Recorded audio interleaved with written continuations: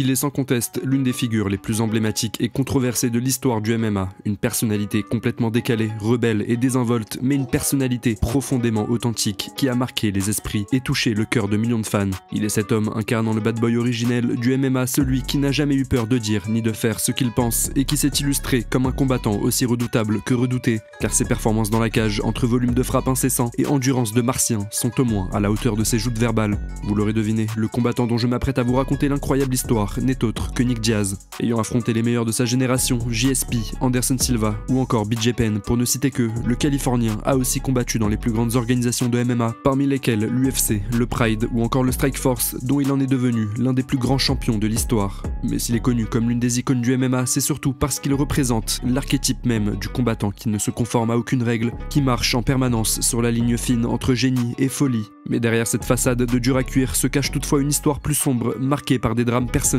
Les épreuves traversées avec son frère Nate, les pertes et les combats menés en dehors de la cage ont façonné un homme complexe et profond, dont la vie est bien plus qu'une simple série de victoires et de défaites. Nick Diaz, c'est aussi l'histoire d'un homme qui a dû lutter contre ses propres démons, surmonter des épreuves que peu auraient pu affronter et qui malgré tout a réussi à se hisser parmi les plus grands noms du MMA. Mais alors, quel est le secret de cette résilience, de cette force mentale? Comment l'enfant de Stockton est devenu cette légende du MMA malgré tant d'adversité? Quel héritage laisse-t-il aujourd'hui derrière lui? Et comment son parcours continue-t-il d'influencer le monde du MMA, tout simplement? Qui est Nick Diaz?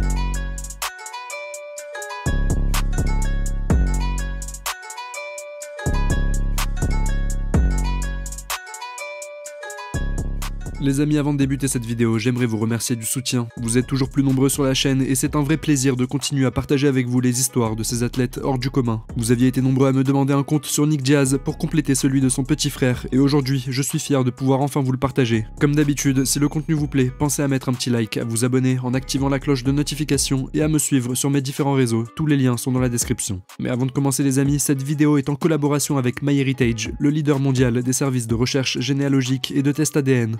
MyHeritage, c'est une application et site internet qui est aujourd'hui utilisée par plus de 90 millions de personnes à travers le monde et qui, pour dire simple, révolutionne l'exploration de votre patrimoine génétique. En fait, il ne m'a fallu que quelques clics sur MyHeritage pour commencer à créer mon arbre généalogique. En ajoutant les membres connus de ma famille, j'ai permis à l'algorithme de puiser dans son immense base de données pour créer des correspondances et des connexions, et ce jusqu'à des niveaux bluffants. Grâce au travail de l'algorithme, j'avais déjà construit en quelques minutes un arbre généalogique qui remontait jusqu'aux années 1800 avec des ancêtres dont je ne soupçonnais pas même l'existence.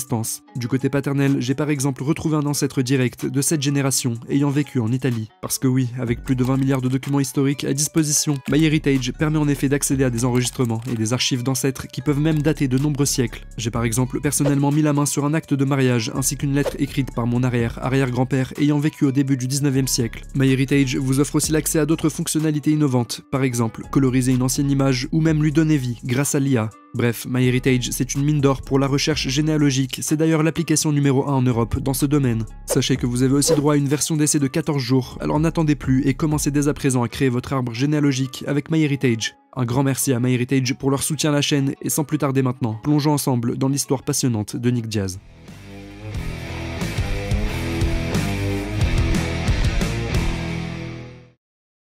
Nick Diaz, né le 2 août 1983 à Stockton, en Californie, au sein d'une famille américano-mexicaine très modeste. Son père biologique étant absent, c'est sa mère Melissa qui elle seule l'élèvera, lui, ainsi que son frère cadet Nate, lequel deviendra la superstar de l'UFC que l'on connaît tous, et leur sœur Nina. Dès son plus jeune âge, les enfants Diaz sont plongés dans une vie marquée par la pauvreté et les difficultés. Une dure réalité à laquelle Nick doit se confronter le premier, étant l'aîné. Car Nick grandit dans un quartier des plus difficiles de Stockton, une ville connue pour ses problèmes sociaux et économiques. Très jeune, il se rend compte de la précarité de sa situation familiale. Il témoigne: « Nous étions complètement fauchés, nous vivions d'aide sociale et ma mère me déposait à l'école dans une voiture complètement délabrée. » Cette situation affecte profondément son estime de soi à un point où il ne décide de se rendre à l'école que lorsque ses vêtements sont corrects. Un souvenir qui témoigne très tôt d'une prise de conscience douloureuse, celle d'un statut social très modeste et de l'apparence parfois précaire qu'il peut renvoyer auprès des autres. Arrivé au lycée, son parcours scolaire est chaotique, bien qu'il fasse partie de l'équipe de natation. Il ne parvient pas à s'épanouir pleinement à cause de problèmes d'assiduité et de discipline. Cible de moquerie de la part de ses camarades, le jeune Nick est fréquemment impliqué dans des bagarres à l'école, mais souvent bien plus par nécessité que par choix. Il se bat pour défendre son honneur et celui de ses proches, protégeant son jeune frère ou sa petite amie de l'époque. L'aîné des Diaz construit alors les bases de sa réputation à venir, celle du bagarreur que l'on connaît. Pour échapper aux dures réalités de son environnement, Nick se tourne alors vers le skateboard. Cette pratique devient pour lui un moyen d'évasion au travers duquel il construit aussi sa personnalité. Mais à mesure qu'il grandit, Nick abandonne progressivement cette passion pour une autre, les sports de combat. Commençant d'abord par le karaté et l'aïkido, il se tourne à l'âge de 16 ans vers le sambo sous la tutelle du champion national bulgare Valeri Ignatov, une rencontre qui s'avère déterminante puisqu'elle marquera le début d'un parcours d'excellence dans les arts martiaux. Peu de temps après, Nick Diaz découvre le gymnase de la légendaire équipe César Gracie où il commence à s'entraîner régulièrement en jiu-jitsu brésilien. Cette discipline devient rapidement un pilier de sa vie, lui offrant une structure et une évasion des difficultés quotidiennes. Mais c'est à cette période où il se construit en tant qu'homme et bâtit les fondations de son succès à venir qu'il vivra un événement traumatique le marquant à tout jamais. Peu de temps avant ses débuts professionnels dans la cage, sa petite amie se suicide en se jetant sous une voiture en pleine autoroute. Cet événement laisse une marque indélébile sur lui. C'est à partir de ce moment-là que Nick fait le deuil de son innocence et de sa vie d'enfant. C'est à ce moment bien précis, il témoigne qu'il devient un adulte. Les années qui suivent, Nick Diaz parcourra chaque jour des dizaines de kilomètres pour se rendre jusqu'à la tombe de sa copine décédée pour lui promettre qu'il réussirait en tant que combattant professionnel. Une tragédie qui forgera le caractère déjà bien trempé de l'aîné des Diaz et surtout fera naître chez lui une détermination hors du commun.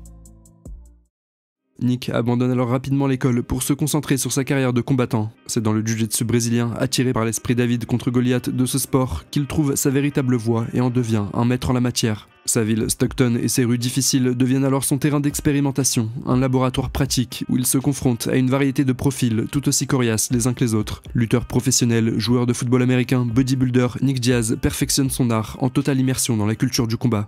Mais s'il peut progresser ainsi, c'est aussi en partie grâce aux efforts de sa mère Melissa qui subvient aux besoins de la famille en travaillant comme serveuse à plein temps et conduit régulièrement son fils aîné à travers toute la ville pour qu'il puisse s'entraîner aux côtés des meilleurs. Et tout comme Nick Diaz, ma chaîne a aussi besoin de votre soutien pour continuer à grandir et raconter ces histoires inspirantes. C'est dans cette optique que j'ai ouvert ma page Tipeee. Vous pourrez désormais soutenir la chaîne financièrement et pour les donateurs de 20 € ou plus, vous recevrez une magnifique illustration exclusive de Nick Diaz réalisée par l'artiste Manon Potier. D'avance, un énorme merci à tous ceux qui soutiendront la chaîne. Après une série de combats clandestins dans sa ville natale, Nick Diaz entame officiellement ses débuts professionnels en MMA en 2001, à l'âge de 18 ans. Il effectue ses premiers combats dans une organisation locale, l'IFC, remportant sa première opposition par soumission au premier round et le suivant par décision unanime face à Chris Little, futur vétéran de l'UFC. Cette deuxième victoire lui offre par la même occasion la ceinture welterweight de l'organisation. Le jeune Nick est animé par l'envie de réussir, toujours hanté par le deuil encore récent de sa petite amie. Il avoue d'ailleurs, lors de ses premiers combats, ne penser strictement qu'à elle. Fin 2002, Nick Diaz participe alors au tournoi régional de l'Ultimate Athlete. Il remporte les deux premières oppositions, l'une par TKO dans la deuxième reprise, l'autre par soumission dès le premier round, et il accède à la finale du tournoi contre Jeremy Jackson. Malheureusement pour le natif de Stockton, les choses ne se passeront pas comme il l'aurait souhaité, s'inclinant pour la première fois dans sa carrière, et ce, de façon brutale par TKO au premier round. Et s'il rebondit immédiatement sur une victoire par TKO dans la deuxième reprise, le Californien de 19 ans n'est pas encore au bout de ses surprises. S'envolant 2 mois plus tard pour le Japon, le jeune Nick y affronte en terre hostile le japonais Kuniyoshi Hironaka. Après un combat à haute intensité, sur 3 rounds, le Californien s'incline par décision partagée, concédant une deuxième défaite dans son palmarès. Une défaite toutefois assez discutable lorsqu'on observe attentivement le combat. Mais le jeune Nick n'en démord pas pour autant. En mars 2003, il combat pour le titre welterweight du WEC, une organisation détenue par la société mère de l'UFC. Il y affronte Joe Hurley, de 5 ans son aîné, et au bilan de 11 victoires pour 2 défaites. Nick le soumet via une kimura après seulement 1 minute et 55 secondes de combat, lui occasionnant au passage une blessure au bras. Nick s'en voudra et affichera son soutien à son adversaire, lui témoignant tout son respect. Après cette victoire, le natif de Stockton retourne défendre son titre sous la bannière de l'IFC face à Jeremy Jackson, contre qui il s'était brutalement incliné par TKO un an plus tôt. Mais cette fois-ci, c'est bien Nick qui pulvérisera son adversaire, lui infligeant à son tour un TKO dès le premier round, faisant la joie de son petit frère Nate, toujours à ses côtés, toujours dans son coin. Conscient du potentiel du Californien et témoin de ses dernières performances, l'UFC décide alors de le signer. Nick Diaz faisait alors à seulement 20 ans son entrée dans la plus prestigieuse organisation mondiale de MMA.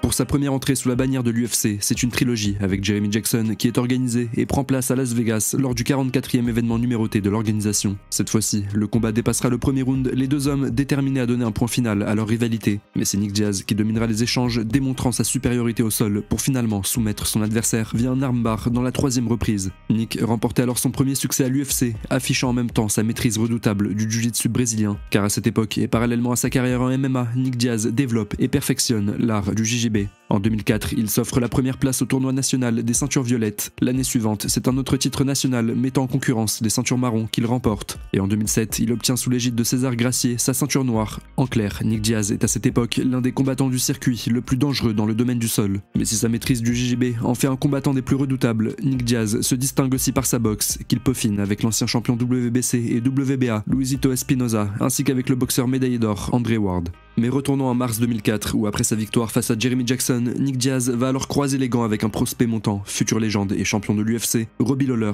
Après un premier round dans lequel les deux hommes s'engagent dans une bataille féroce, s'envoyant des parpaings pleine face, Nick Diaz met KO Lawler sur un magnifique contre du droit lors de la seconde reprise. Le combat est une démonstration de boxe de la part du Californien, mais aussi une démonstration de show, de style, de personnalité. Car tout au long du combat, Nick Diaz fait soulever les foules, mêlant à ses coups de poing, ses Stockton slaps, ses baffes bien larges, bien ouvertes et enchaînant les provocations en tout genre. Il parle et trash-talk tellement son adversaire tout au long du combat que l'arbitre lui enjoint d'arrêter. Le monde découvrait avec stupeur et bientôt fascination la maison Diaz.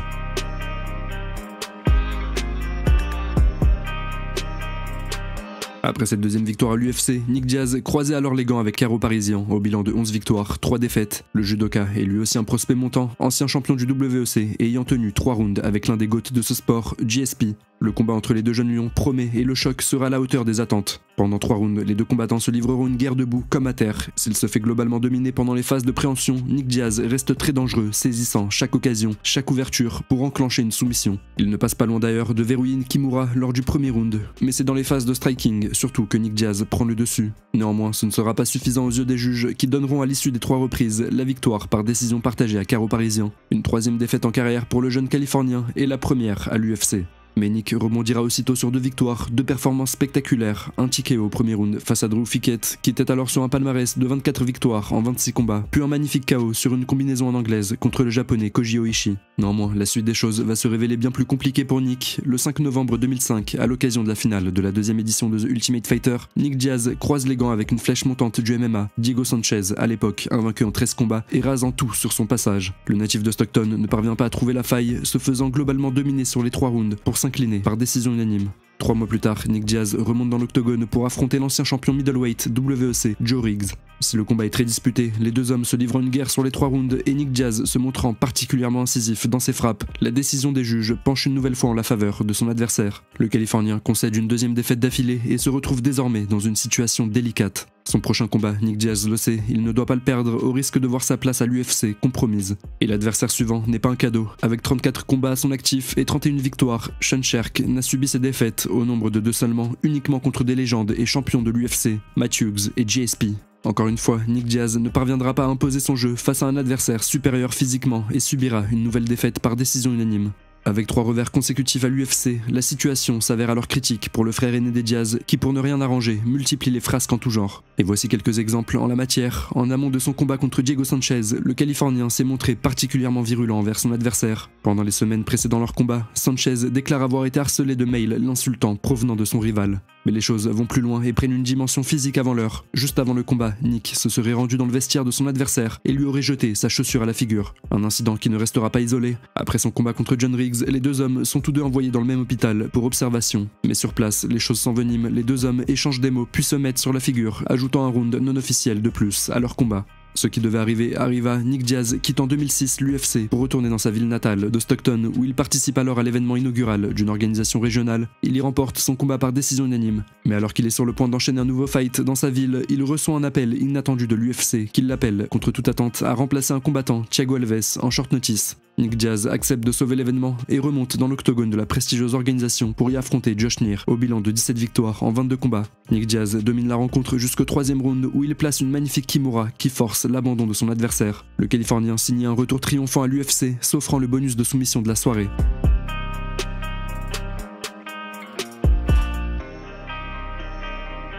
Après ce combat, il est alors opposé à Gleison Tibau, prospect brésilien au bilan de 16 victoires pour 2 défaites, fraîchement recruté par l'organisation. Nick Diaz termine son adversaire par TKO au 2e round avec une impression de relâchement et de décontraction qui frôle la désinvolture. Nick Diaz venait alors d'enchaîner 2 victoires à l'UFC, 2 finishes avant la limite, 2 performances spectaculaires. Mais alors que tout porte à croire qu'il faisait pour de bon son retour dans les rangs de la prestigieuse organisation américaine, le natif de Stockton décide de faire contrebond et de signer un contrat de 2 combats avec le Pride FC, l'autre organisation majeure de MMA. Une rencontre avec le champion lightweight Takanori Gomi est alors programmée pour le 24 février 2007 à Las Vegas. Si le japonais commence fort le combat, emmenant au sol son adversaire, lui ouvrant le visage et réussissant même l'exploit d'envoyer Nick au tapis sur un crochet du droit, il se retrouve complètement épuisé à la fin du premier round, laissant le champ libre à son adversaire pour dérouler sa boxe. Takanori survit, mais dans le second round, les coupures de Nick s'aggravent et obligent l'arbitre à faire intervenir le médecin.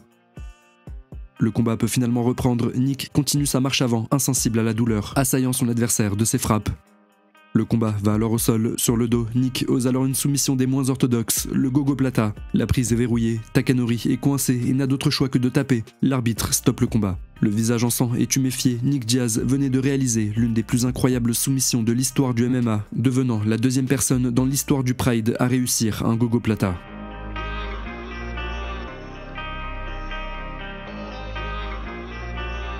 Probablement l'une des plus belles victoires jusqu'ici dans la carrière du Californien, mais une victoire qui ne sera que de courte durée, car peu après le combat, une nouvelle tombe, Nick Diaz est contrôlé positif au cannabis, avec un taux de THC dépassant plus que largement les normes. La commission athlétique du Nevada transforme alors la victoire en no contest et suspend Nick Diaz pour 6 mois. Le Californien est connu et reconnu pour sa consommation régulière et complètement assumée de cannabis. Et cet incident, connaissant le personnage, vous vous en doutez, ne sera pas le premier. Sa suspension de 6 mois terminée, le Pride, racheté par la société mère de l'UFC, Nick Diaz décide alors de signer avec l'organisation Elite XC. Il y effectue son premier combat face à l'Hawaïen Mike Henna. Nick Diaz remporte la rencontre par décision partagée après 3 rounds d'un combat disputé.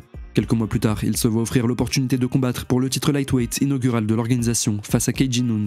Après un début de rencontre serré, Nick Diaz se fait ouvrir l'arcade par un coup de genou de son adversaire lors d'une tentative de takedown.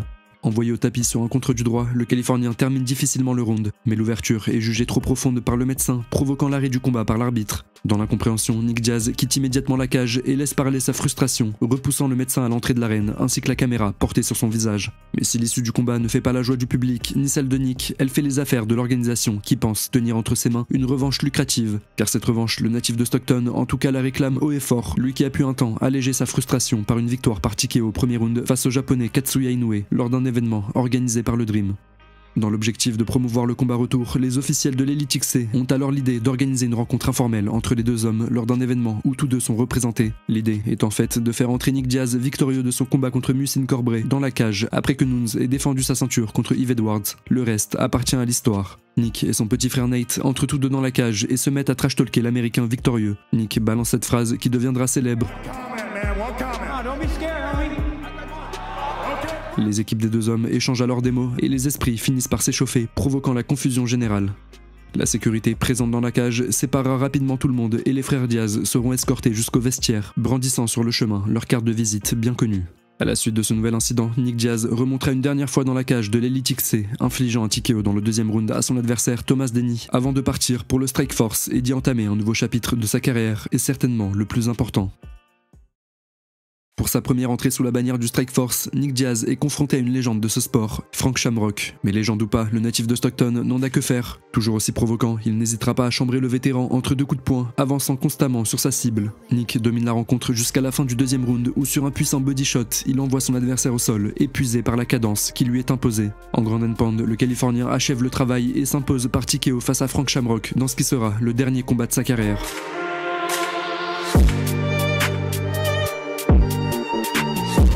Le 6 juin 2009, Nick Diaz enchaîne une nouvelle performance en surclassant son adversaire Scott Smith pour le soumettre dans la dernière reprise via un étranglement arrière. Cette victoire lui octroie alors un title shot pour le titre welterweight inaugural de l'organisation face à Joe Riggs, l'occasion pour le Californien de venger sa défaite survenue 3 années plus tôt et qui s'était terminée par une bagarre à l'hôpital. Mais Riggs doit se retirer en raison d'une réaction allergique à un médicament et il est remplacé par le vétéran de l'UFC, Jay Heron. Un remplacement qui n'est pas du goût du bad boy de Stockton qui une nouvelle fois viendra saboter l'événement. À quelques semaines du combat, Nick Diaz refuse de se présenter à un test de dépistage de drogue. La raison en est évidente, Nick savait qu'il allait être contrôlé positif à la weed. En conséquence, il perdra sa licence, se retrouvant dans l'incapacité de combattre pour le titre. C'est un autre combattant, au nom de Jess Taylor, qui le remplacera dans un combat sans titre. C'est finalement contre Mariusz Zaromskis, champion du Dream et sur une série de 5 victoires, dont 4 par KO, que Nick Diaz combattra pour la ceinture. Dès le début de la rencontre, le combat prend l'allure d'une guerre ouverte, les deux hommes s'échangeant des parpaings, jusqu'à ce qu'un crochet du gauche de Zaromskis fasse basculer Nick sur le dos. Dans une position vulnérable, le Californien parvient à s'extirper du grand endpoint de son adversaire pour finalement le punir quelques minutes plus tard à base de rafales de coups. Jab, crochet, uppercut, body shots. Sur une énième droite, son adversaire s'écroule au sol, forçant l'arbitre à s'interposer. Vainqueur du combattant lituanien par TKO au premier round, Nick Diaz devenait alors officiellement le premier champion welterweight du Strikeforce.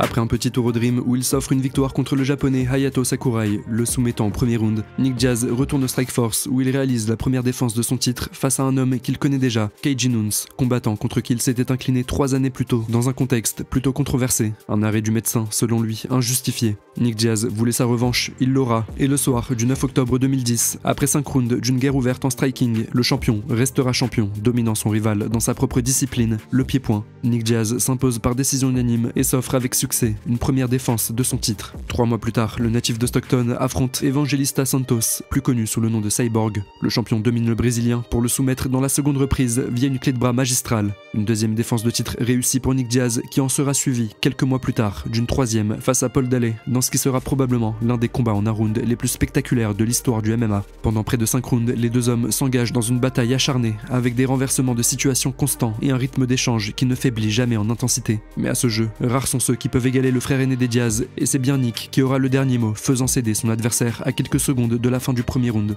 Le natif de Stockton remportait ce soir-là une 10e victoire consécutive, ainsi qu'une 3e défense de titre, s'établissant déjà comme l'un des plus grands champions de l'histoire du Strikeforce.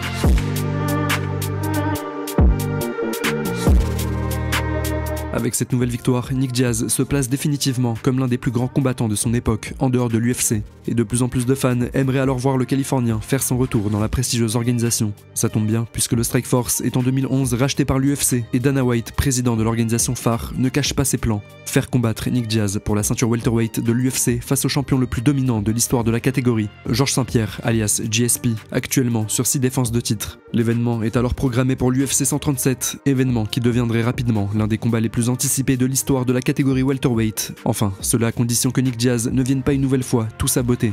Imprévisible, le natif de Stockton ne respectera pas toutes ses obligations médiatiques, refusant par moments de jouer le jeu de la promotion. Une situation qui agacera les officiels et notamment Dana White qui décidera de le remplacer par un autre combattant. Finalement, le 29 octobre 2011, c'est une autre légende que Nick Diaz affrontera dans l'octogone, l'ancien champion lightweight de l'UFC, BJ Penn. Mais si le combat s'avère disputé sur le papier, Nick Diaz va complètement rouler sur son adversaire, le dominant et le surclassant debout, comme on l'avait rarement fait contre BJ Penn. Assommé par des salves incessantes de coups et un rythme effréné et continu, l'ancien champion UFC survivra tant bien que mal jusqu'à la fin du combat, concédant une défaite qui aurait pu prendre un autre visage plus dramatique. Nick Diaz signe alors une 11e victoire consécutive et continuait d'écrire l'une des plus belles pages de l'histoire du MMA, établissant un run parmi les plus spectaculaires du sport. Au micro, Nick Diaz en profitera pour call out Georges St-Pierre lors d'une séquence devenue célèbre. I don't think George is hurt. I think he's scared. I think he's scared to fight everybody right now. What's up? Where you at, George?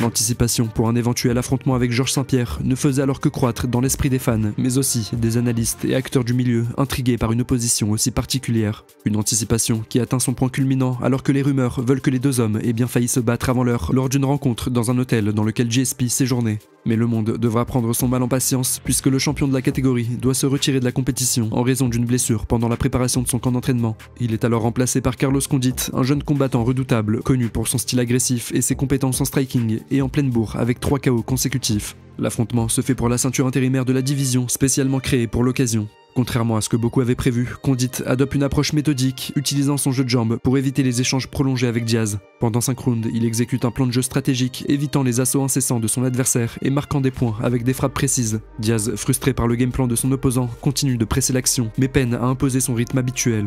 À la fin des 5 rounds, les juges rendent leur verdict. Carlos Condit s'impose par décision unanime, mettant fin à l'impressionnante série de victoires de Nick Diaz.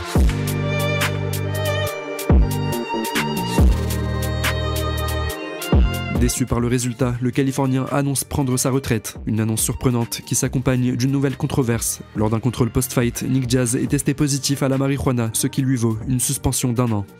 Mais le revers subi, ainsi que la suspension pour dopage, n'éteindront pas l'esprit combatif de Diaz, qui vit littéralement pour ce game. Et Nick se retrouvera bientôt à nouveau sous les feux de la rampe lorsqu'il est annoncé, début 2013, qu'il affrontera Georges St-Pierre pour le titre welterweight de l'UFC, un combat longtemps attendu par les fans du monde entier. Lors des journées médiatiques d'avant-combat, Nick Diaz tentera d'entrer dans la tête de son futur adversaire, ce qui donnera lieu à de célèbres séquences, comme cet échange survenu pendant la conférence de presse d'avant-combat. Do you really think I'm afraid of you? No, that's fine. Okay, no, I don't. You think I'm afraid of you, man? Are you crazy in your head, man? I'm not scared of you. You'll see Saturday if I'm scared of you. Le 16 mars 2013, lors de l'UFC 158, Nick Diaz et Georges St-Pierre entrent enfin dans l'octogone pour un combat qui allait entrer dans les annales.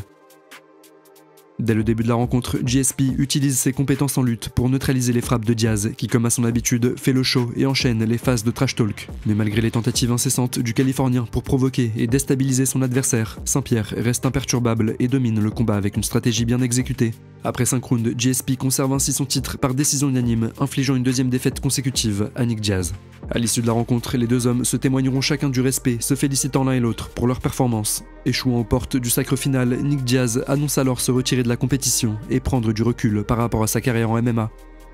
Mais l'appel de l'octogone est une fois encore trop fort pour être ignoré, et bientôt l'anticipation des fans monte à nouveau lorsque la nouvelle tombe. Le 31 janvier 2015, Nick Diaz affrontera la légende brésilienne du MMA, le champion aux 10 défenses de titre, Anderson Silva, lors de l'UFC 183 en middleweight. Le combat suscite immédiatement un engouement immense parmi les fans et les analystes, impatients de voir ces deux icônes du sport s'affronter. Le soir du combat, l'atmosphère qui entoure la salle du MGM Grand Garden Arena de Las Vegas est aussi étrange qu'excitante, alors que le monde s'apprête à assister à l'un des duels les plus curieux du MMA. Si Anderson Silva est présenté comme le grand favori, le combat sera plus serré que sur le papier. Dès le début, Nick Diaz adopte sa stratégie provocatrice habituelle, allant même jusqu'à s'allonger sur le dos en plein milieu du combat pour narguer Silva. De son côté, le Brésilien, connu pour son style fluide et imprévisible, tente de capitaliser sur ses opportunités. Les deux hommes trouvent chacun du succès, avec un Silva néanmoins plus précis et incisif dans ses frappes. À l'issue de 5 rounds disputés, Silva est déclaré vainqueur par décision unanime et Nick concède une 3e défaite consécutive à l'UFC. Du moins, c'est ce qui devait arriver en théorie, car les nouvelles ne tardent pas à tomber. Les résultats des tests antidopage révèlent que les deux combattants ont été contrôlés positifs à des substances interdites. Des substances anabolisantes pour Silva et toujours la seule et même marijuana pour Nick Diaz. Le résultat du combat est alors annulé et changé en no contest, ajoutant une nouvelle couche de controverse à la carrière déjà tumultueuse de Nick Diaz. À nouveau suspendu pour une période de 18 mois, Nick se tiendra finalement hors de la compétition pendant une période de près de 6 années. Une absence prolongée durant laquelle les inquiétudes concernant sa santé mentale se multiplient au gré de ses apparitions publiques. Une nouvelle annonce allait bientôt de toute façon nous éclairer un peu plus sur son état. En 2021, Nick Diaz annonce faire son grand retour dans l'octogone face à Robbie Lawler. Plus de 17 ans après leur première rencontre, les deux hommes croisent à nouveau les gants lors de l'UFC 266 le 25 septembre 2021. Alors que beaucoup redoutent de voir un Nick Diaz complètement dépassé, se faire laminer par son adversaire, certes sur une pente descendante mais bien plus actif, la réalité du combat sera tout autre. Les deux hommes offriront un véritable spectacle aux fans, se livrant à un combat intense et au rythme soutenu. Nick Diaz montrera de belles séquences avec des combinaisons en anglaise nombreuses et variées. Néanmoins, sa longue absence se fait ressentir et il apparaît évidemment beaucoup moins affûté que dans ses jours de gloire. Après 3 rounds d'une belle bataille, Diaz est finalement contraint d'abandonner, offrant ainsi la victoire à Lawler par TKO. Mais la défaite, si elle relève en grande partie d'un manque d'activité et d'une forme physique qui laisse à désirer, elle est aussi la conséquence d'un manque d'ambition et de volonté manifeste du Californien, ce qu'il a d'ailleurs laissé transparaître à plusieurs reprises en amont du combat. Depuis cette défaite, Nick Diaz n'est pas remonté dans l'octogone. Il devrait toutefois opérer un nouveau retour le 4 août prochain face à Vicente Luque, combattant solide mais surtout plus jeune, plus frais et beaucoup plus actif que son futur adversaire de bientôt 41 ans. En somme, un combat que beaucoup estiment déséquilibré au vu des caractéristiques qu'il présente. Quoi qu'il en soit, Nick Diaz a déjà cimenté sa place parmi les plus grandes figures de ce sport. Et malgré le lot de controverses et de polémiques qui ont jonché sa carrière, il n'en reste pas moins un exemple de réussite et de persévérance pour tous ceux qui, comme lui, ont grandi dans des conditions difficiles. Des rues de Stockton à l'octogone de l'UFC, de son exclusion de l'organisation à l'un des plus grands runs de l'histoire du MMA, Nick Diaz a connu des hauts et des bas, mais a toujours su se relever et faire des difficultés rencontrées une force incommensurable. L'histoire retiendra Nick Diaz comme l'un des exemples vivants de ce que signifie ne jamais abandonner, quelles que soient les circonstances. C'est déjà la fin de ce documentaire sur Nick Diaz, qui vient compléter celui de son petit frère Nate, disponible sur la chaîne. Si vous avez aimé le contenu, n'hésitez pas à me le faire savoir en commentaire, et n'oubliez pas de vous abonner à la chaîne pour nous soutenir. Merci encore à MyHeritage pour leur soutien. Si vous souhaitez d'ailleurs tester leur application, vous retrouverez tous les détails dans la description. Sur ce, prenez soin de vous, et je vous dis à bientôt.